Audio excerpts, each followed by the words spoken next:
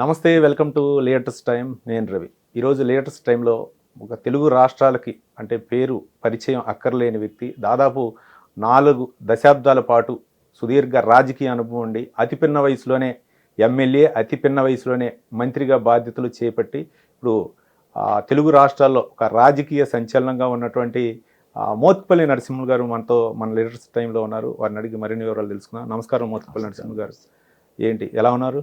నేను బాగున్నా తమ్మి, షుగరు బీపీ తోటి. రైట్, ఇవన్నీ కామను. రైట్, ఇప్పుడు ప్రస్తుత రాజకీయ పరిస్థితులు, మీరు తెలుగుదేశం పార్టీలో సుదీర్ఘ రాజకీయ అనుభవం ఉంది, మంత్రిగా చేశారు. ఇప్పుడున్నటువంటి ప్రస్తుత పరిస్థితిలో, ఇప్పుడున్నటువంటి తెలుగు రాష్ట్రాల్లో రాజకీయ పరిస్థితులు ఎలా ఉన్నాయంటే ఏం చెప్తారు? తెలుగు రాష్ట్రాలలో రాజకీయ పరిస్థితి అంటే వాస్తవంగా తెలంగాణ సెంటిమెంట్ తోటి తెలంగాణ వాదం బలపడ్డమాట వాస్తవం. కానీ ఆ సెంటిమెంట్తోని బతికినోడెవడు అంటే దొరలు భూస్వాములు, చచ్చినోడెవడు అంటే ఎస్సీలు, ఎస్టీలు, బీసీలు. అది ఏళ్ళ తరబడిగా సంక్రమించినటువంటి పరిస్థితులు ఇవన్నీ కూడా దురదృష్టకరం.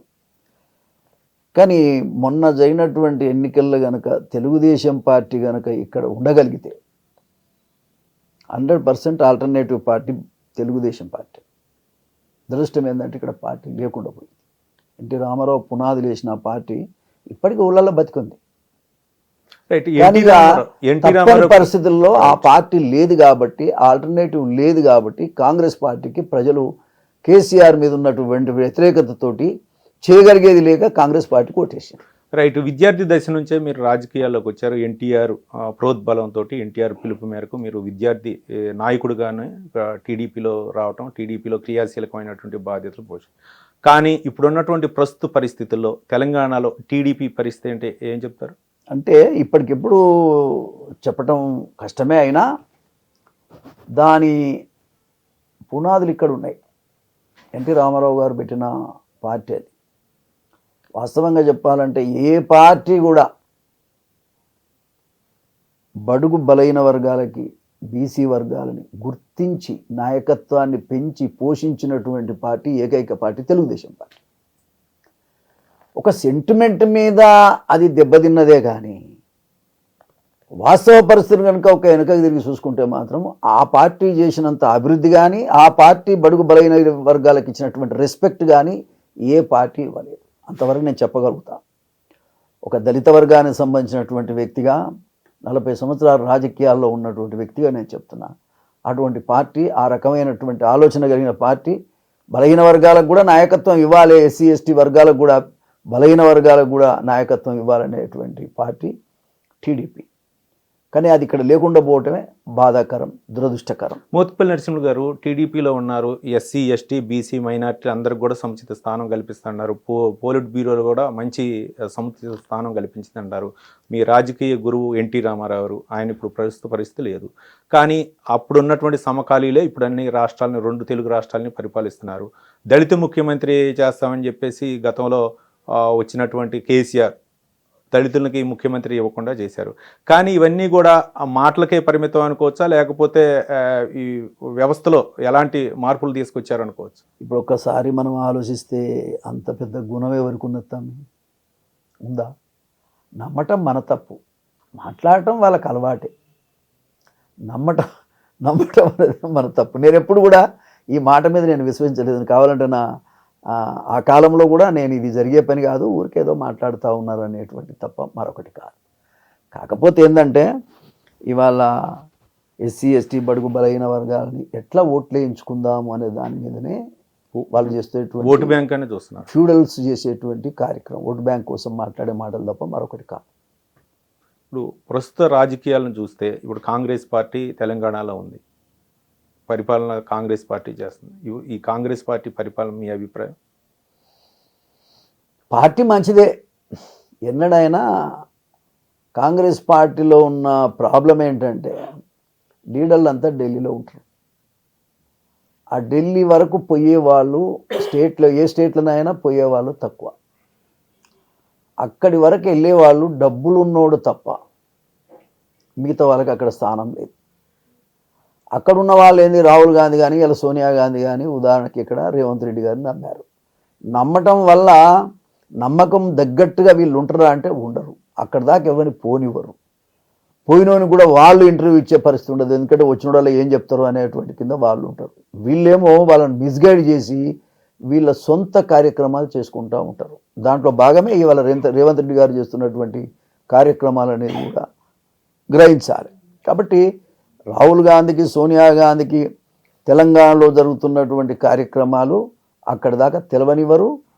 వాళ్లే స్వయంగా ప్రకటించినటువంటి నిర్ణయాలను అమలు జరగటం లేదంటే దాని అర్థం ఏమిటి? మరి ఎక్కడ లోపం ఉంది ఇది? వాళ్ళు కనుక డైరెక్ట్గా కనుక నిజంగా ఈ స్కీములన్నీ అమలవుతున్నాయా లేదా చూడగలిగితే 5 నిమిషాలు రేవంత్ రెడ్డి గారిని తీసేస్తారు. ఇక్కడ ఇవాళ ఈ రాష్ట్రంలో ఏ ఒక్క స్కీమ్ అమలు జరగలేదు. ఒక బస్సులది తప్ప ఆ బస్సులు కూడా ఎన్నో అవుతాయో తెలియదు. కానీ ఏ ఒక్క స్కీమ్ కూడా అమలు జరగలేదు. కాబట్టి అమలు జరగలేదు అనేటువంటి విషయము మరి వాళ్ళకి తెలవాలి కదా. కానీ వాళ్ళకి ఎందుకు తెలుసుకోలేకపోతున్నారు అనేది వాళ్ళ తప్పది.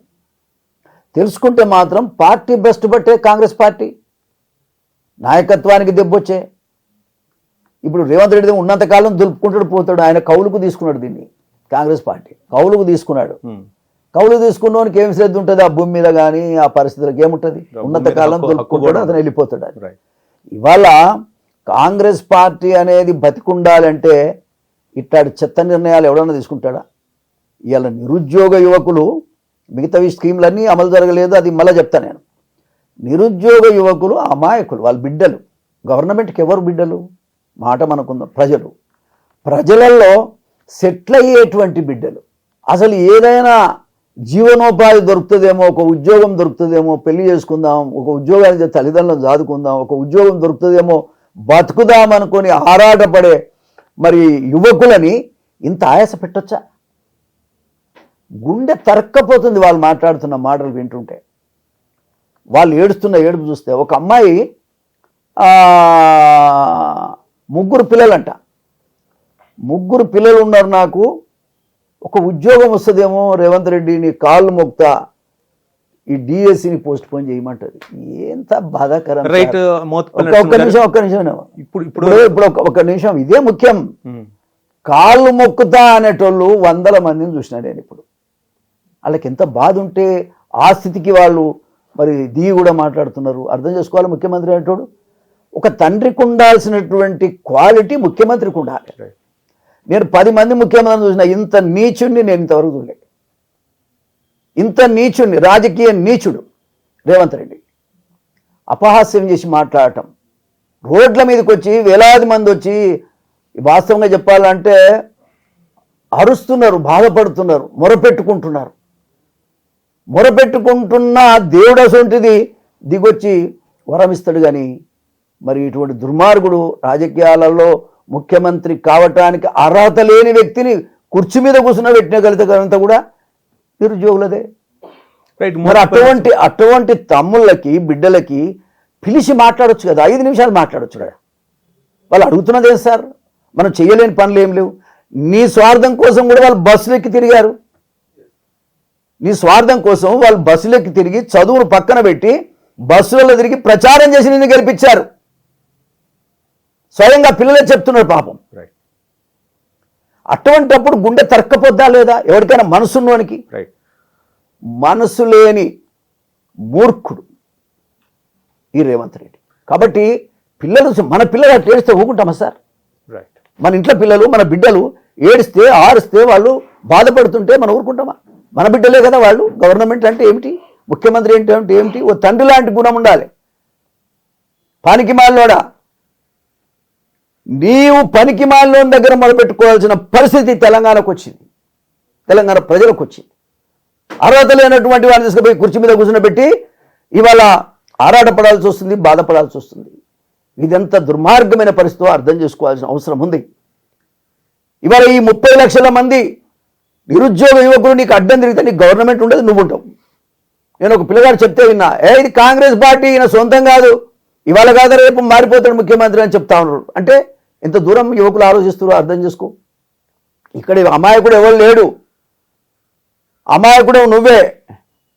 నీకు కులపిచ్చుంది, నీకు అహంకారం ఉంది, నీకు ఈ పటేల అహంకారం, ఈ దొర అహంకారం అంటే ఏంటి? ఇష్టం వచ్చినట్టు చేసినప్పుడే దొర. వాస్తవంగా ఆయన దొరే.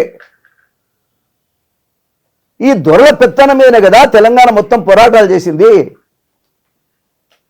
మరొక పోరాటం చేసే అవకాశం రేవంత్ రెడ్డి గారు ఇస్తుండు. కాంగ్రెస్ పార్టీ మంచిగున్న కాంగ్రెస్ భ్రష్టు పట్టిస్తా ఉన్నాడు ఇవాళ. సోనియా, రాహుల్ గాంధీ ప్రధానమంత్రి కావాల్సిన రాహుల్ గాంధీని కాకుండా చేసినటువంటి మూర్ఖుడు కూడా రేవంత్ రెడ్డి గారే. కారణమే, ఒక్క నిమిషం, కారణం ఏంటంటే 16 సీట్లు రావాలి, 17 సీట్లకు ఎన్ని వచ్చినాయి? 8 సీట్లు వచ్చినాయి. సిగ్గులేదా? తల వంచుకొని ప్రజలకు క్షమాపణ చెప్పి, రాహుల్ గాంధీ కూడా సోనియా గాంధీకి క్షమాపణ చెప్పి రిజైన్ చేయాల్సిన అవసరం ఉంది. ఇథిక్స్ ఉన్నాయా నీకు? మానవత్వం ఉందా నీకు? నేను ఎమ్మెల్యేలను చేర్చుకుంటున్నా, నీ ఎమ్మెల్యేలు గిమ్మెల్యేలు అంతా ఈడ్చి కొడతారు జనాలు. నిన్న మొన్న దాకా కేసీఆర్ పార్టీ గెలిచిన ఎవడన్నా గెలిచినాడండి? ఈ చేటోళ్ళంతా రేపు ఓటు తెస్తారా? నీతి తెస్తుంది, నిజాయితీ తెలుస్తుంది. పదవి లేకపోయినా అంత పెద్ద పదవి ఉంటే, నీతిగా ఉంటే చరిత్రలో మన పేరు బాగుంటుంది. ఇప్పుడు నీ చరిత్ర ఏంటి? ఇప్పుడు నీ చరిత్ర ఎవరు మాట్లాడినా ఒక నీచుడని మాట, ఒక చిల్లరగాడు అని మాట్లాడతారు తప్ప నేను ముఖ్యమంత్రి అని ఎవరు అనుకోవట్లేదు. తెలంగాణ ప్రజలు ఇది అర్థం చేసుకోవాలి. ఎన్ని ప్రామిసులు చేసినావు? రాహుల్ గాంధీని తీసుకుపోయి లైబ్రరీలో కూర్చుండబెట్టి బాండ్ రాయించుండేడు కదా, బాండ్ కాగితం సంతకం పెట్టి ఏది అడిగితే అది ఇస్తామని, నిరుద్యోగ వృత్తి ఇస్తామంటే ఏది? సంకరాగినోడా? డిక్లరేషన్ చెప్పి ఇచ్చాడు. డిక్లరేషన్స్ రాహుల్ గాంధీ తోటి, రైతు డిక్లరేషన్, అన్ని డిక్లరేషన్స్ అన్ని. ఏదైనా నేను ఏమంటున్నా అంటే త్రిసభ్య కమిటీ వేయాల్సింటివి మంత్రులతోటి, విద్యార్థి నాయకులతోని కూర్చుండబెట్టి మాట్లాడి నీవు కూడా పిలుచుకొని మాట్లాడుకొని సెటిల్ చేస్తే 10 నిమిషాలు అయ్యే పని ఏమవుతుంది? వాళ్ళు అడుగుతున్నది ఏంది? 4 పోస్టులు ఎక్కేయమంట. అసలు విద్యకు ప్రాధాన్యత ఇవ్వని ముఖ్యమంత్రి వాడు గవర్నమెంట్ ఎట్లా నడుపుతాడండి? ఊళ్ళలో ఉండేది ఎస్సీ ఎస్టీ బడుగు బలైన వర్గాలే కదా గవర్నమెంట్ స్కూల్కి పోయేది. ఎవడు పోతాడు? ఇవాళ డబ్బులు ఉన్నోడు పోతారా? అగ్రకుల పిల్లలు ఎవరైనా పోతారా? ఎవరు పోరు. డబ్బులు ఉన్నోడు అన్ని ప్రైవేట్ స్కూల్లోనే చదివే బిడ్డల్ని, పేద బిడ్డలు చదివేది గవర్నమెంట్ స్కూల్. మరి టీచర్లు లేకపోతే చదువుతారు మూర్ఖుడా? 25,000 ఖాళీలు ఉన్నాయంట, నువ్వు ఖాళీ భర్తీ అయ్యి మరి దేనికి వచ్చినట్టు గడివి కానీ వచ్చినావా నువ్వు ముఖ్యమంత్రిగా? ఏంటి నీకు అడ్మినిస్ట్రేషన్ రాదు, అవగాహన లేదు, సామాజిక అవగాహన లేదు నీకు. ముఖ్యంగా చాలా కొరత ఉంది నీ దగ్గర, మూర్ఖత్వమే ఉంది, హెడ్ స్ట్రాంగ్. నేనన్నది జరగాలంటే ఏంది నా బొందా జరిగి ఏం లాభం? మరి టీచర్ లేకుండా సబ్జెక్టుకో టీచర్ అయితే ఉండాలి కదా. మరి టీచర్లు లేరు, 25,000 ఖాళీలు అని నువ్వే చెప్తున్నావు. మరి 25,000 ఖాళీలను భర్తీ చేస్తానని నువ్వే చెప్పినావు. 1 ఇయర్లోగా 2 లక్షల ఉద్యోగాలు ఇస్తున్నాను నువ్వే చెప్పినావు. ఇలా వేకెన్సీలు అన్నీ కూడా 2,67,000 వేకెన్సీలు ఉన్నాయని నువ్వే చెప్తున్నావు. బుద్ధి ఉండాలి. ఏదైనా 5,000 ఇస్తా, 6,000 ఇస్తా అంటే ఎవరి కోసం ఇస్తావు? రైట్. మోత్కుపల్లి నరసింహ గారు, మీరు సుదీర్ఘ రాజకీయ అనుభవం ఉంది, అన్ని శాఖలపై ఉంది. కానీ ఇప్పుడు ప్రజెంట్ కాంగ్రెస్లో ఉన్నారు, సీనియర్ నాయకుడిగా. కాంగ్రెస్ అధిష్టానానికి ఏమైనా కంప్లైంట్ చేసే అవకాశాలు ఉన్నాయా? అరే నేను చేయాల్సిన అవసరం ఏమి సార్, చాలా మంది చేస్తూనే ఉన్నారు, చాలా మంది చేస్తారు. అవసరం ఉంటే నేను కూడా చేస్తా, ఎందుకు చేయ? నాకేందంటే ఇక పండిన తర్వాత ఏం జరగాలో జరుగుతుంది. పాపం పండని ఎంతమందికి మోసం చేస్తావు నువ్వు? అయినా అభం శుభం ఎరగనటువంటి అమాయకులైనటువంటి నిరుద్యోగులని వాళ్ళకు నమ్మించి గొంతు కోసినావు కాబట్టి ఆ పాపం నేను వెంటాడుతుంది. వాళ్ళ తల్లిదండ్రి ఉసురు నీకు తగులుతుందని కూడా ఈ సందర్భంగా నేను తెలియజేస్తా ఉన్నా. వచ్చేసారి రేవంత్ రెడ్డి గారే కనుక ముఖ్యమంత్రి ఉండి కొనసాగితే కాంగ్రెస్ పార్టీ అధికారంలోకి వచ్చే అవకాశం లేదు, కాంగ్రెస్ పార్టీ బతికెత్తేందుకు కూడా అవకాశం లేదు. అతను దిగిపోతే తప్ప. కాంగ్రెస్ పార్టీ బతుకుండాలంటే రేవంత్ రెడ్డి మారాలి. ఇప్పుడు 10 సంవత్సరాలకు వచ్చే టీఆర్ఎస్ పార్టీకి వ్యతిరేకత వస్తే 5 నెలల్లో నీకు వ్యతిరేకత వచ్చింది. బుద్ధిహీనుడా. మీరు చెప్తున్నారు ఎస్సీ ఎస్టీ బీసీలకి ఒక న్యాయం జరగాలంటే ఎక్కువ కాంగ్రెస్ పార్టీలో గతంలో టీడీపీ హయాంలో జరిగింది, తర్వాత ఏ పార్టీ కూడా అంత సముచిత స్థానం కల్పించలేదని చెప్తున్నారు. కానీ ఎలక్షన్ల ముందు నా ఎస్టీలు, నా బీసీలు, నా మైనార్టీలు అని చెప్పేటటువంటి రాజకీయ నాయకులు అధికారంలోకి వచ్చినాక ఎందుకు ఇంత నెగ్లిజెన్సీగా వ్యవహరిస్తున్నారు? తలమాసినోడు అండి, ఒర్రె మాటలు మారుతుడు. ఊళ్ళల్లా బర్రలుగా స్టోర్ కూడా ఇట్లా మాట్లాడాడు. బాధ్యత లేనప్పుడు మాట్లాడితే సరే ఏదో అనుకుంటారు, బాధ్యత వచ్చిన తర్వాత కూడా అట్లా మాట్లాడితే నువ్వు ఒక పనికి మాలోడు అనుకుంటారు, నిన్ను చేతగానోడు అనుకుంటాడు, అసమర్థుడు అనుకుంటారు. నిన్ను చూసి నీ ముఖం మీద ఉమ్మేసే పరిస్థితి వస్తుంది. ఏంటిది అది? పొద్దున్న లేసి తిట్టి నేను వీని సంగతి చూస్తా వాని సంగతి చూస్తా తలమాసినోడు అంట సన్నాసి అంట. ఎవరా సన్నాసి? నువ్వే సన్నాసి, పిచ్చి సన్నాసి. అవకాశం వచ్చినా దాన్ని ఉపయోగించుకోలేని వెదవు నువ్వు. 30 ఏళ్ళు ఎమ్మెల్యేగున్నా ఎన్నడూ కూడా ఏ ముఖ్యమంత్రి ఇట్లా తిట్టే పరిస్థితి రాలే.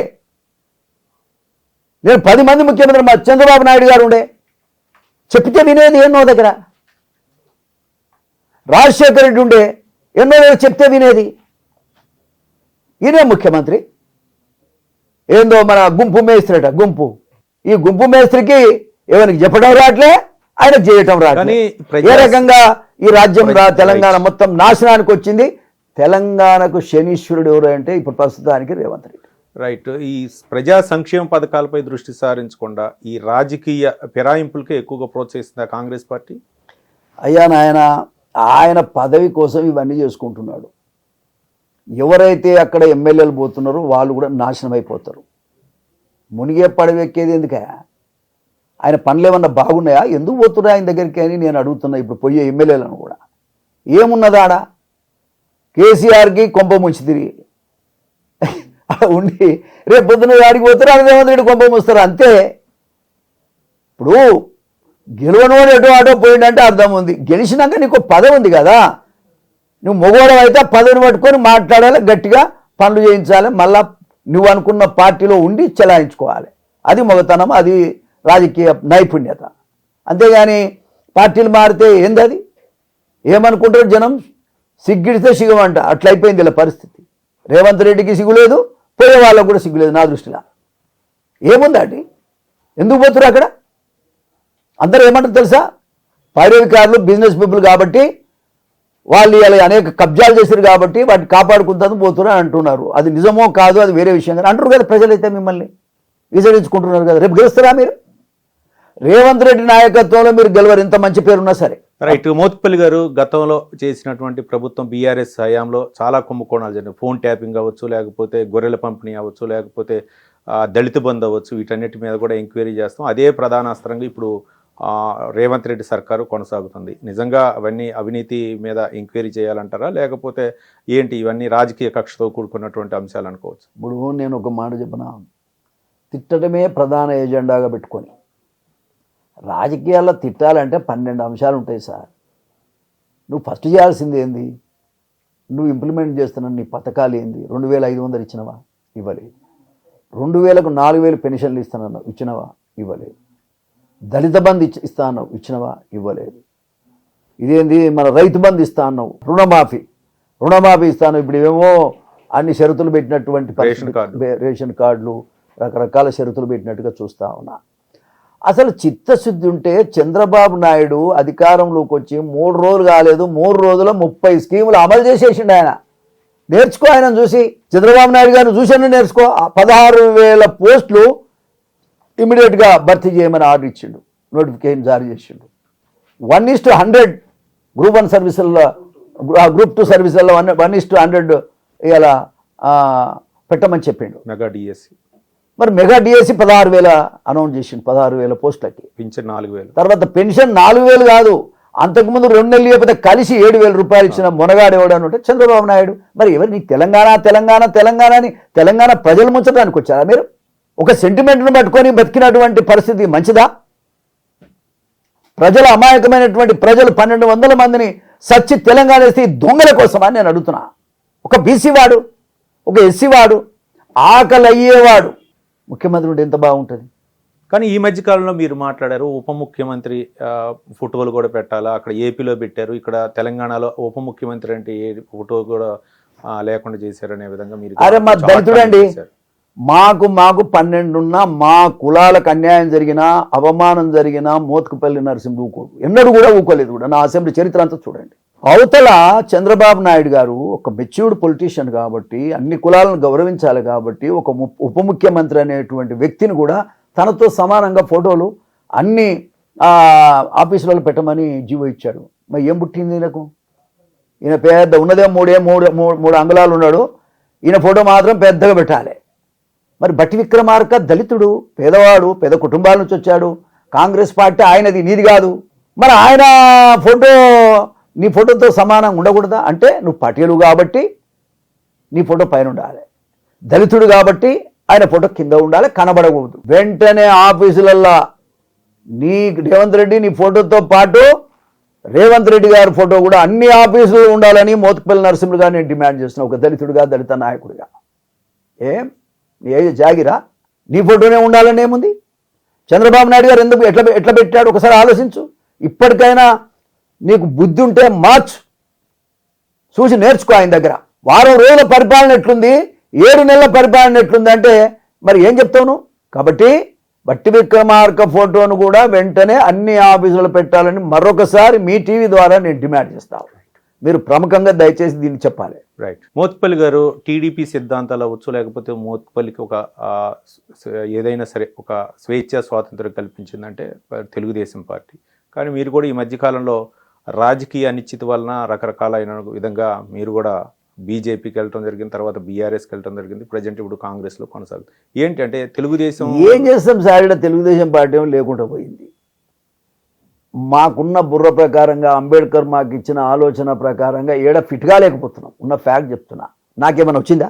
నేమన్నా పైరవికారినా? ఇవ్వని దగ్గర కన్నా నేను నా 40 సంవత్సరాల రాజకీయ జీవితంలో మా ఎన్టీఆర్ చెప్పేది ఉంటే లీడర్ అట్లా ఉండాలని, చంద్రబాబు చెప్పేది మా నరసింహలాగా ఉండాలని. మరి ఏం చేయాలి చెప్పు? ఇక్కడ ఎవరు చూడు కుచితమైన మైండ్. ఈ పరిస్థితులలో మేము వాస్తవంగా ఫిట్గా లేని పరిస్థితి తప్ప వేరే కాదు. ఒక బాధాకరమైన తెలుగుదేశమే ఉంటే నేను ఇంకో పార్టీకి పోయేటోనే కాదండి. తెలుగుదేశం అనేది కనుక ఇక్కడ బతికుంటే నాకు వేరే పార్టీలకు పోవాల్సిన అవసరం నాకు లేదు. కానీ దురదృష్టం అంతే, మా రాత అట్లుంది.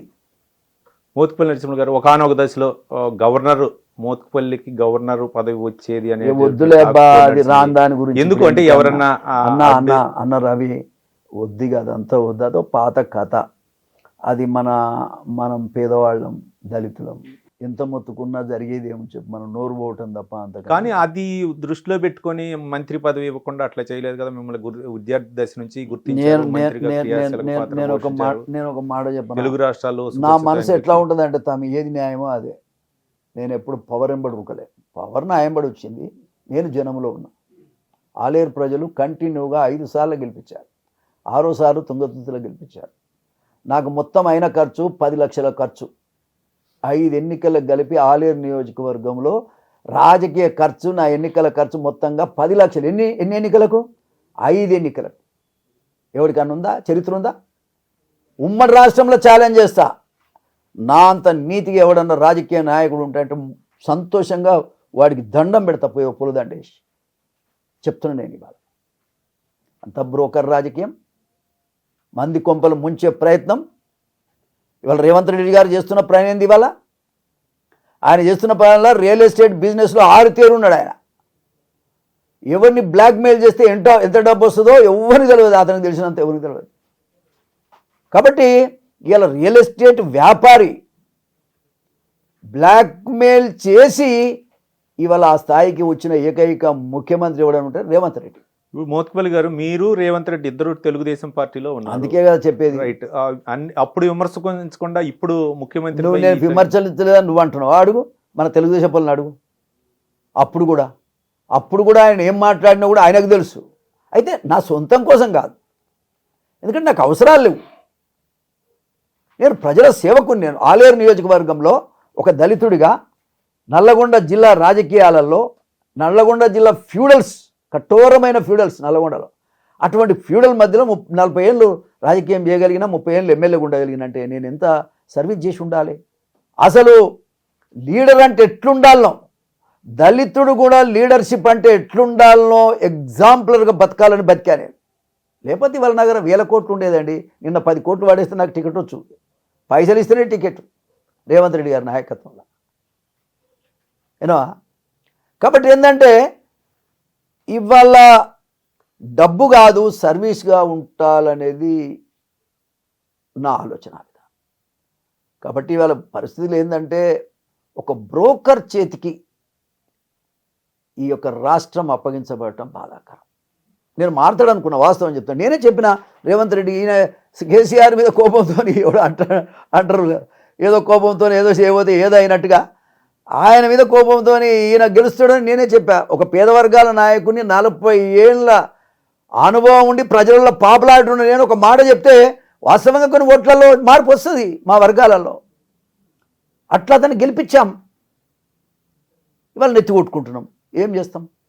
కాంగ్రెస్ పార్టీలో అంటే గ్రూప్ రాజకీయాలు అవ్వచ్చు, లేకపోతే విచ్చలవిడి స్వేచ్ఛ స్వాతంత్రం ఉంటుంది. ఇప్పుడు రేవంత్ రెడ్డి కాకుండా నెక్స్ట్ ఎవరైతే దళితులకు న్యాయం జరిగే ముఖ్యమంత్రి అంటే ఎవరు పేరు చెప్తారు? ఇప్పుడున్న పరిస్థితుల్లో మా బట్టే కావాలి ముఖ్యమంత్రి అని కోరుకుంటా నేను, మా ఓడు కాబట్టి. లేకపోతే మా రాజనరసింహనాడు, కారణాలు ఏమైనా రాజనరసింహ కూడా కావచ్చు, మంచిదే కదా ఒక ఎస్సీలకు ఇస్తే. మరి ఇక నేను వాళ్ళ పేరు వీళ్ళ పేరు చెప్పాల్సిన అవసరం నాకేముంది? మా కులపొళ్ళు అయితే అన్ని కష్టాలు పడి వస్తారు కాబట్టి ఏదన్నా పిలవంగానే పలుకుతారు. ఈ పిలిస్తే పలకని ముఖ్యమంత్రులు ఎందుకండి? పని లేక. ఇప్పుడు 10 మంది ముఖ్యమంత్రులను చూసే ఉంటారు. ఎన్టీ రామారావు దగ్గర నుంచి చంద్రబాబు నాయుడు నుంచి రాజశేఖర్ రెడ్డి అవ్వచ్చు, కేసీఆర్ అవ్వచ్చు, ప్రజెంట్ మీరు రేవంత్ రెడ్డి చూస్తున్నారు. ఇంతమంది ముఖ్యమంత్రులు ఎవరి పరిపాలన మీకు నచ్చింది? ఎవరు అదే పిలిస్తే పలికేవాడు? ఇప్పుడు నీకు కేసీఆర్ ఎందుకు ఓడిపోయింది అంటారు? అతనేదో పనులు చేయక కాదు. కేసీఆర్ అనేవాడు జనంలో కలవటం లేదు, ఎమ్మెల్యేలను కలవటం లేదు, ఎమ్మెల్యేలు తప్పులు చేసిన వాళ్ళను మందలించటం లేదు.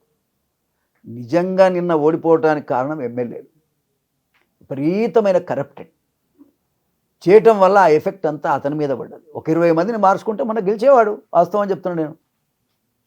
కానీ ఈ ప్రజలను కలవకపోవటం వల్ల, ఎమ్మెల్యేలను కలవకపోవటం వల్ల, వాళ్ళను మందలించకపోవటం వల్ల, వాళ్ళను చెడ్డవాళ్ళను దాంట్లోకి తీసేయకపోవటం వల్ల ఆయన నష్టపోయిండు. అంతే తప్ప వేరే ఏం లేదు. కేసీఆర్ మీద ఏముంది? ఆడేదో బొక్క పడ్డది, బొక్క అని కూర్చుంటే పనులు అవుతాయండి? కాళేశ్వరం బొక్క కాడిని ఆ బొక్కలో తలకాయ పెట్టి రోజు చూస్తే ఏమొస్తుందే? రైట్, చట్టం తన పని చేస్తుంది. తప్పు జరిగితే తప్పని చెప్పడంలో తప్పు లేదు. అది ఒక కమిషనో లేకపోతే కమిటీ వేస్తారో చూసుకుంటుంది. పొద్దున్నేసి డెవలప్మెంట్ అంతా పక్కన పెట్టి ఇదే పని అంటే కేసీఆర్ ఇట్లా అట్లా అది అట్లా ఇది ఇట్లా. మోత్కుపల్లి నరసింహ గారు, ఇప్పుడు ఉన్న రాజకీయాల్లో నీతి నిజాయితీగా ఉండాలా అని మీరు చెప్తున్నారు. నీతి నిజాయితీకి ఫస్ట్ ప్రియారిటీ ఇస్తారు. ఈ దొంగల దగ్గర అన్న గొంగట్ ఎందుకు సాధ్యం కాదు సార్? నేను ఆలేరు నియోజకవర్గంలో ఎవరు తాగొద్దంటే ఎవరు తాగలే, 30 ఏళ్ళు తాగలే. నా ఇంటికి తాగెవరు రాడు. ఓసారు నేనేం డబ్బులు ఇచ్చేది కాదు కదా, వాళ్ళ సొంత పైసలు పెట్టి తాగుతారు కదా. అయినా తాగినోనికి నేను పదవి ఇయ్యలే, చెప్తాను నీకు. మరి 30 ఏళ్ళు ఎమ్మెల్యే గెలిచిన నేను. కానీ నాయకుని బట్టే. ఇప్పుడు రేవంత్ రెడ్డి దొంగ అండి. దొంగ ఏం నేర్పుతాడు? దొంగతనాలు నేర్పుతాడు. తీసుకుంటే వాళ్ళందరూ దాంట్లో మంచోడు ఎవడో ఏరి తీసుకున్నాడా? తీసుకోలేదు కదా. ఎవడన్నా రాని అలా దొడ్లు తోలుకుంటా ఉన్నాడు. అంటే ఏంటి? దేని కొరకు? నీకేమన్నా అవుతుందా? ఏం కాదు.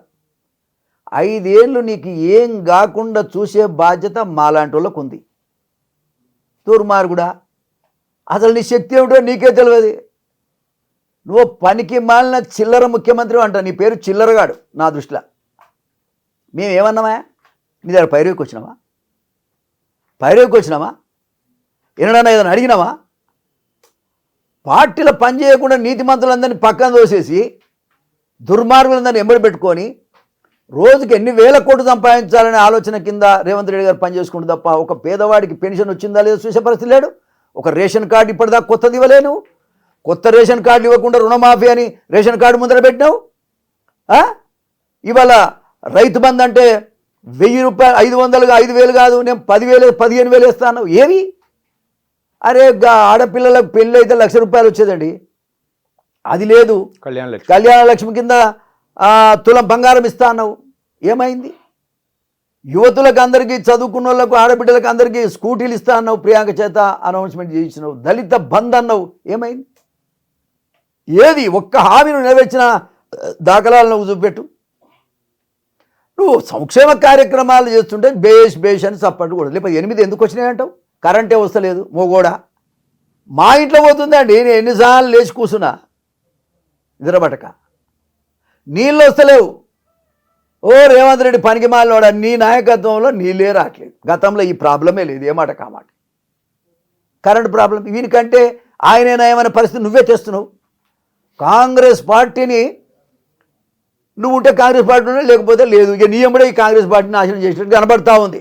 కాంగ్రెస్ పార్టీకి ఇవాళ ఏదైనా దెబ్బతింటుందని కారణం రేవంత్ రెడ్డి. కాంగ్రెస్ పార్టీ బతికుండాలని నేను మాట్లాడుతున్నా. కనీసం ఈ నరసింహలన్న ఎందుకు ఇట్లా మాట్లాడుతాడు, ఏందో విందామని ఎప్పుడన్నా అనుకుంటావేమని నేను మాట్లాడతామన్నా. అంతకంటే వేరే ఏం లేదు. నేను ఎవరికి తలంచలే. నా 30 సంవత్సరాల ఎమ్మెల్యేగిరి కానీ 40 సంవత్సరాల నా జీవితం కానీ రాజకీయపరమైనటువంటి పోరాటమే. బడుగు బలహీన వర్గాల కోసమే, చిన్నప్పటి నుంచి హాస్టళ్ళ దగ్గర నుంచి ఈ రోజు వరకు వాళ్ళ కోసమే నా ఆరాటం. గవర్నమెంట్లు ఉంటేనేమో లోపల పోయి చెప్తాం, బయట ఉంటేనేమో మనం ప్రెస్కు చెప్తాం. రైట్. మోత్కుపల్లి నరసింహ గారు, ఈ మధ్య కాలంలో తెలుగు రాష్ట్రాల సీఎంలు ఇద్దరు కూడా భేటీ అయ్యారు. విభజన సమస్యలపై పెండింగ్లో ఉన్నటువంటి సమస్యలను పరిష్కరించుకుందాం అని చెప్పేసి ఆ భేటీ కలయికను మీరు ఏ విధంగా చూస్తారు? సరే, ముఖ్యమంత్రులు అయిన తర్వాత 2 రాష్ట్రాలకు సంబంధించిన సమస్యలు ఉన్నాయి కదా సార్. విభజన చట్టంలో ఉన్నటువంటి కొన్ని సమస్యలు ఉన్నాయి. వాటి గురించి వాళ్ళు మాట్లాడుకోవాల్సిందే. అవి మంచిగా చంద్రబాబు నాయుడు అయితే తెలంగాణకు అన్యాయం చేసే మనిషి అయితే కాదు. ఇంకేదైనా ఉంటే సపోర్ట్ చేస్తాడే తప్ప ఆయన మాత్రం, ఎందుకంటే ఇక్కడ అభివృద్ధి చేసింది ఆయనే. రెండోది, ఈ హైదరాబాద్ మీద కూడా ఎనలేనటువంటి ప్రేమ ఉంది. ఆయన ఎన్నో కార్యక్రమాలు చేశాడు, ఎన్నో కంపెనీలు తెచ్చాడు. కాబట్టి ఇవాళ ఆయనకి 100% తెలంగాణ కూడా దీన్ని అభివృద్ధి చేయాలనే కోరిక ఉంటుంది తప్ప ఏదో రేవంత్ రెడ్డి అడిగినా అడగపోయినా ఆయన మాత్రం తెలంగాణకు అన్యాయం చేసే మనిషి అయితే కాదు చంద్రబాబు నాయుడు.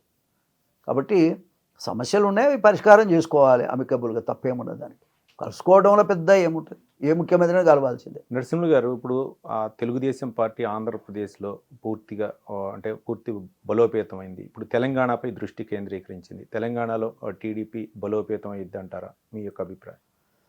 ఇగో అది చంద్రబాబు నాయుడు మీద ఆధారపడిందబ్బా. చంద్రబాబు నాయుడు గారు ఎన్నడైనా ఇక్కడ కాన్సన్ట్రేట్ చేస్తే ఇక్కడ పార్టీ ఉంది, లేదని ఎట్లా చెప్తాం? ఇక్కడ పుట్టి పెరిగిన పార్టీ, అభివృద్ధి చేసిన పార్టీ, ఆ పార్టీకి ఇక్కడ లేదని ఎవడన్నా చెప్తే అది బుద్ధి తక్కువతనం. ఖచ్చితంగా ఆయన కాన్సన్ట్రేట్ చేస్తే ఉంటుంది. ఆయన చంద్రబాబు నాయుడు గారి మీద ఆధారపడి ఉంది. మోత్కుపల్లి వరకు కాంగ్రెస్ పార్టీలో ఇప్పుడు రాజకీయంగా కొనసాగుతున్నారు. ఇప్పుడు మీ ఎయిమ్ ఏంటి? అంటే ఏమన్నా పోస్ట్ నాకు ఏ పోస్ట్, ఈ బోడిగాడు నాకు ఇవ్వాల్సిన అవసరమే లేదు. Who cares? అధిష్టానం ఉంది. ఇవో చెప్పేదినండి, నేను ఎన్నడూ కూడా ఏ ఇష్యూలో కూడా, కాకపోతే నన్ను పక్కన పెట్టుకుంటే చెప్తా నేను, ఇగో ఎస్సీలకు ఇచ్చేయాలి, బీసీలకు గిట్ట చేయాలి, నాయకత్వాలకు వాళ్ళకి ఇవ్వాలి. నువ్వు 45 మంది ఏమన్నారా రెడ్లు, న్యాయమా? మరి 94 కులాలన్నా బీసీలు ఎటు కావాలి? వాళ్ళు ఎటు పోవాలండి? వాళ్ళు మనుషులు గారా? ఇంటికి 2 టికెట్లు ఇచ్చారు. సిగ్గుందా? ఏ ముఖ్యమంత్రిని చేస్తాడు? చంద్రబాబు ఇచ్చిండా ఇంటికి 2 టికెట్లు? ఇప్పుడు ఇక్కడ కావాల్సింది ఏంటంటే, ఎవడు ఏమైతే నాకేంది, పార్టీ ఏమైతే నాకేంది, నాకు రియల్ ఎస్టేట్ వ్యాపారం నడుస్తుందా లేదా అనేది తప్ప వేరే ఏమీ లేదు. భారతదేశంలో ఎవడు లేనంత రిచ్ మ్యాన్గా కావాలనేది తన కోరిక అండి. అతను మనిషి కాబట్టే కదా బ్లాక్మెయిల్ చేసిండు. అధికారం లేకపోయినా బ్లాక్మెయిల్ చేసిండు. ఒక 2-3 రిటైర్డ్ ఎంఆర్ఓలు ఉంటాడు, 2-3 అడ్వకేట్ ఉంటారు ఆయన దగ్గర. ఏ వెంచర్ ఏడ చేస్తారు, ఆ వెంచర్లో మనం ఏం లిటిగేషన్ పెట్టాలి, ఎట్లా డబ్బులు వస్తాయి, ఎంత వస్తాయి, ఇదే అలా పని. ఇక ఇప్పుడైతే ముఖ్యమంత్రి ఆయన ఇష్టం వచ్చిన సంతకం పెట్టుకుంటాడు, డబ్బులు తీసుకుంటాడు. గత ప్రభుత్వంలో చేసినటువంటి ధరణి మీద ఎంక్వైరీ చేస్తా ఉన్నారు, రకరకాల భూదందాలకు పాల్పడారు గత ప్రభుత్వం, దాని మీద ఎంక్వైరీ చేస్తానని చెప్పి రేపు ఆ గవర్నమెంట్ ఇది మారితే ఆయన మీద కూడా చేస్తారు. ఏది రేవంత్ రెడ్డి మీద. అదేం పెద్ద పని కాదు. ఎవరు తప్పు చేసినా చట్టపరమైనటువంటి యాక్షన్స్ ఉండాల్సిందే. అంతేగాని రేవంత్ రెడ్డి విధానం చూస్తుంటే కసిలాగా కనబడుతుంది. నువ్వు కసిలాగా ఉంది. ఇప్పుడు నేనే ఉన్నాబ్బా, నేను పార్టీలో ఉన్నా, సీనియర్ మోస్ట్, దళితుణ్ణి, మచ్చలేని మనిషిని, వ్యవస్థను ముందుకు తీసుకుపోగలిగిన సమర్థత ఉన్నోడిని మరి దగ్గర పెట్టుకోగలిగిండు ఆయన? పెట్టుకోకపోగా అవమానపరచటం. నేనెన్నడూ టాలరేట్ చేసిన సార్ ఇవన్నీ ఇష్టపడే మనిషిని కాదు, నేను ఓర్చుకునే మనిషిని కూడా కాదు, తెలుసా ఆయన. కాబట్టి ఇక్కడ కావాల్సింది ఏంటంటే రేవంత్ రెడ్డి గారు ఇప్పటికైనా మారాలే. నువ్వు మారిన మనిషిగా అయితే అందరం అప్రిషియేట్ చేస్తాం, ఇప్పటికి కూడా అప్రిషియేట్ చేస్తాం. ఏ మనిషి అయినా తప్పులు చేస్తుండొచ్చు, మారాలి కదా. మారే బుద్ధి నీకు రావాలనే భగవంతుని నేను ప్రార్థిస్తున్నా. రేవంత్ రెడ్డి గారు ఆడపిల్లలందరి తరపున, అక్కడున్న నిరుద్యోగ యువకులందరి తరపున వాళ్ళు దండం పెట్టి కాళ్ళకు దండం పెట్టారు. ఎందుకు నీ మనసు కరగటం లేదు? పోస్ట్ పోన్ చేయి అన్ని ఎగ్జామ్స్. విద్యార్థి నాయకులందరిని పిలువు, 10 నిమిషాలు మాట్లాడు. వాళ్ళకి ఏది ఇష్టమైతే అది ప్రజాస్వామ్యంలో వాళ్ళకి ఇష్టమైన చేస్తేనే మొగోడు ఎవడైనా సరే. నువ్వు ఎంత చేస్తే ఏంది నీకు దుమ్మెత్తి పోస్తుంటే? వాళ్ళు ఎగ్జామ్ రాసుకుంటే కూడా నీ మీద దుమ్మెత్తి పోసుకుంటూ రాస్తారు. చివరిగా చెప్పండి మోత్కుమార్ కాబట్టి రాజకీయ నేను ఒకటే చెప్తున్నా, ఒక్క నిమిషం. ఇప్పుడు వాళ్ళంతా దండాలు పెట్టారు. నేను ఎవరిని దగ్గర కూడా తలొంచే మనిషిని కాదు, నాకు అలవాట్లేదు. కానీ ఆ పిల్లల బాధ చూసి, వాళ్ళ ఏడుపులు చూసి తెల్లందాకా 4 గంటల దాకా కూర్చుంటే పొద్దున్నే అందరిని అరెస్ట్ చేసిరట. జనార్దన్ చెప్పంగా విన్నానే. 6 గంటలకు అరెస్ట్ చేసి సాయంత్రం దాకా ఆడపిల్లల్ని అరెస్ట్ చేస్తే వాళ్ళు వాష్రూమ్కి ఎటు పోవాలి? వాళ్ళ పరిస్థితి ఏంటి? వాళ్ళు ఏమైనా దొంగలా? వాళ్ళు ఎప్పుడు చదువుకోవాలి? పోలీసుల చేత నానా బీభత్సంగా వాళ్ళని కొట్టిస్తే ఎంతవరకు సమంజసం? నేను ఒక పెద్ద మనిషిగా నేను ఎవరికి తలొంచేవాడిని. నీ దగ్గర కూడా నిన్న అసలు నేను లెక్కలోకి కూడా తీసుకోను, ఒక మాట చెప్పాలంటే. కానీ అందరం కలిసి నీకు పదవి ఇచ్చినాం, నేను కూడా ఇచ్చిన నీకు పదవి. నిరుద్యోగ యువకులు ఇచ్చిండ్రు, నేను కూడా నీకు సపోర్ట్ చేసిన, నాకు హక్కు ఉంది. అందుకని వాళ్ళ తరపున నేను దండం పెట్టి అడుగుతున్నా, పోస్ట్ పోన్ చేయి. నిరుద్యోగ యువకుల తరపున నేను దండం పెట్టి అడుగుతున్నాయా, నువ్వు పోస్ట్ పోన్ చేయి. లేకపోతే ఖచ్చితంగా వాళ్ళకి అండగా ఉంటానే. నేను విద్యార్థిగానే పైకి వచ్చిన, విద్యార్థి నాయకునిగా పైకి వచ్చిన. ఖచ్చితంగా వాళ్ళ పోరాటం అన్నిట్లల్లో నేను ఉంటానే, తప్పకుండా నా సహకారం వాళ్ళకు ఉంటుంది. అందుకని నేను చెప్పేది, అంత దూరం ఎందుకు నీకు పగెందుకు, కసేందుకు, కక్ష ఎందుకు? ఒక లీడర్గా ఫ్రీగా ఉండు. ఏది న్యాయమో గజ్జేయి, ఎవడో చెప్పిన మాట వినకు. అందుకని వయసులో పెద్దవాడిని, ఒక దళితుణ్ణి, నీ అటువంటి వాళ్ళు అందరినీ ఎదుర్కొని పైకి వచ్చినోడిని నేనే దండం పెడుతున్నా నీకు. వాళ్ళ తరపున, నిరుద్యోగ యువకుల తరపున పోస్ట్ పోన్ చేయి నాయన. ఎందుకు ఈ పాపం మూటగట్టుకోకని రేవంత్ రెడ్డి గారికి ఒకసారి నేను విజ్ఞప్తి చేస్తున్నా. నువ్వు నాకు ఏది అవసరం లేదు, నేను ఆయన కూడా చెప్పిన, నాకు ఏది అవసరం, రెస్పెక్ట్ కాడ ద్రోహం వస్తే మాత్రం నేను ఒప్పుకోను. కానీ వాళ్ళు నేనేమంటున్నా, తల వంచి నీకు దండం పెడుతున్నా. ఆ పిల్లల గోస చూడలేక నేను మాట్లాడుతున్నా తప్ప నాకేమొస్తుంది? ఇవాళ ముఖ్యమంత్రి అనేవాడు మానసికంగా ఎదిగి ఉండాలి, ఎదిగిన కొద్దీ ఒదుగాలన్న ఒక పాట వింటానే. ఒదుగురా నాయనా, నువ్వు ఒదుగు, నీకు మంచి పేరు వస్తుంది. లేకపోతే ఏదో మన గుండాగిరి చేసినట్టే ఉన్నది నీది, కానీ నీది లీడర్లా కనపడతలే ఉన్నావు నాకు. ఈ ఒక్క మాట నువ్వు విను, నోరు మూసుకొని కూర్చుంటాను ఇంటికాడ. చివరిగా చెప్పండి, వినండి సార్. రాజకీయ భవిష్యత్ విషయం ఏంటంటే, నా భవిష్యత్తు ఎవరు నిర్ణయించాల్సింది, అయిపోయింది. నాకు భవిష్యత్తు ఎంత కావాలో అంత ఉన్నది నాకు. కానీ నా ఒక్క మాట విను, నీకు మంచి రోజులు ఉంటాయి. నాలాంటి వాడు గమ్మున ఉంటా, విను, గమ్మున ఏం మాట్లాడకుండా ఉంటా నేను. కనీసం ఒక్క మాట వినడా మా తమ్ముడు అని. ఏం దుర్మార్గం తమ్ముడు రా నాయన నువ్వు, మంది కొంపరాష్ట్రు చెప్పుకుంటేనే సిగ్గుపోతుంది నీ గురించి. కాబట్టి వెంటనే ఇప్పటికైనా విను, తల వంచి నీకు నమస్కారం చేస్తున్నా. ఆ పిల్లల తరపున, ఆడపిల్లల తరపున, వాళ్ళ గోస తరపున బాబా భరించలేమండి. నీకేమన్నా బుద్ధి ఉందా? అరే ఎందుకు ఇంత బాధపడుతున్నా? నువ్వు వాళ్ళ దాకా పోవాలి. మొగోడు అయితే అశోక్ నగర్ పోవాలా, నువ్వు మునగాడు అయితే ఆ దిల్సునగర్ పోవాలి, ఆర్ట్స్ కాలేజ్ దగ్గర పోవాలి. వాళ్ళ లీడర్ పవిత్రంగా ఉండాలి. ఎప్పా ఆలేరులో నేను తిరుగుతా. ఒక్క మనిషి కూడా ఏదెత్తి చూపకుండా నేను బతికాను. ఎట్లా ఎమ్మెల్యేగా పోయినో అట్లనే వచ్చిన నేను. అక్కడికి వెళ్ళి ప్రాపర్టీలు అవి ఇండ్లు గిన్లు కట్టుకోలే. నేను కట్టుకోవాలంటే నాకు కొన్ని వేల కోట్ల రూపాయలు నా దగ్గర ఉంటుండే. ఏమొస్తుందే పిచ్చి మనిషి, పైసల కోసం చేస్తున్నావు తప్ప ప్రజల్ని నువ్వు చూడటంలే. ఒక అన్నగా చెప్తున్నా, బుద్ధి లేనోడా, నువ్వు ఇప్పటికైనా మారి ఇవన్నీ ఎగ్జామ్స్ అన్ని పోస్ట్ పోన్ చేయి, మాట్లాడు, వాళ్ళ సమస్యల పరిష్కారం. 2 నెలలు పోస్ట్ పోన్ చేసి కొబ్బరి ఆరిపోయింది. నాకు అర్థం కాని సమస్య ఇది. కాబట్టి మారితే దానివల్ల నీకేం మంచి. లేదంటే నీకు పదవి గండం తప్పది. నేను చేయాలి, నీ మన కాంగ్రెస్ వాళ్ళే చేస్తారు. కాంగ్రెస్ పార్టీ కూడా నేను విజ్ఞప్తి చేస్తున్నా. ఏమా ఇంత అన్యాయం జరుగుతుంటే ఉత్తమ్ కుమార్ రెడ్డి ఏం చేస్తున్నావు? కోమరెడ్డి వెంకరెడ్డి నువ్వేం చేస్తున్నావు? అదేవిధంగా పేదోళ్ళ పక్షాన ఉండే మా సీతక్క ఏం చేస్తుంది? అదేవిధంగా మా బట్టి విక్రమార్క ఏం చేస్తున్నాడు? మా రాజనరసింహ పదవుల కాడ కూర్చొని ఉంటే ఏమొస్తుంది మీకు? మన జాతులు అయినా ఈ నిరుద్యోగ యువకుల కులం ఉందండి వాళ్ళకి. ఎస్సీ ఉన్నాడు దాంట్లో, ఎస్టీ ఉన్నాడు దాంట్లో, బీసీ ఉన్నాడు దాంట్లో, బలహీన వర్గాలు అందరు ఉన్నారు, అగ్రవర్ణాల వాళ్ళు ఉన్నారు, అందరు ఉన్నారు కదా. కులమే లేని కమ్యూనిటీ ఏదైనా ఉంటే నిరుద్యోగ యువకులు, నిరుద్యోగ యువకులే. మరి అటువంటి వాళ్ళను కూడా నువ్వు గౌరవించకపోతే మరి ఎవరు గౌరవిస్తావు? పార్లమెంట్లలో బీసీలకు టికెట్లు ఇవ్వకపోతే గంలోనికి ఇవ్వలే, ఏమా సాకలి బంగలోనికి ఇవ్వలే, 94 కులాలు ఉన్నాయి ఎవరికి ఇవ్వలే, పద్మశాలికి ఇవ్వలే, గొల్ల కుర్మలకి ఇవ్వలే సీట్లని. ఎవరికి ఇస్తేవి అంటే నీ కులపల్లో ఇచ్చుకుంటేవి. నువ్వు ఎటువంటి దుర్మార్గుడు? ఎవరికి ఇచ్చినావు? 80 లక్షలు ఉన్న మాదిగోలో ఒక టికెట్ ఇవ్వకపోతుంది.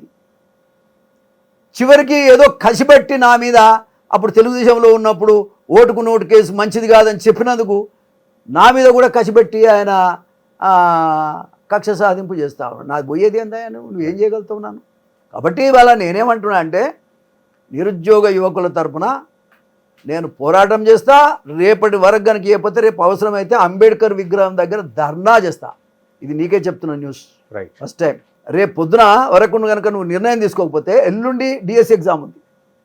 కాబట్టి నువ్వు కనుక నిర్ణయం చెప్తే కాంగ్రెస్ పార్టీ పక్షాన, కాంగ్రెస్ పార్టీ అన్యాయం చేసే పార్టీ కాదు, కానీ నీ వల్ల అన్యాయం అయిపోతుంది పార్టీ. చూస్తూ ఊరుకోలేని ఒక సీనియర్ నాయకుడిగా నేను ఆ పార్టీలో ఉన్నా కాబట్టి కాంగ్రెస్ పార్టీ సోనియా గాంధీ, రాహుల్ గాంధీ పేరు నిలపడానికైనా రేపు నేను అంబేద్కర్ విగ్రహం దగ్గర ధర్నా చేద్దామనే ఒక ఆలోచనకు వస్తున్నా.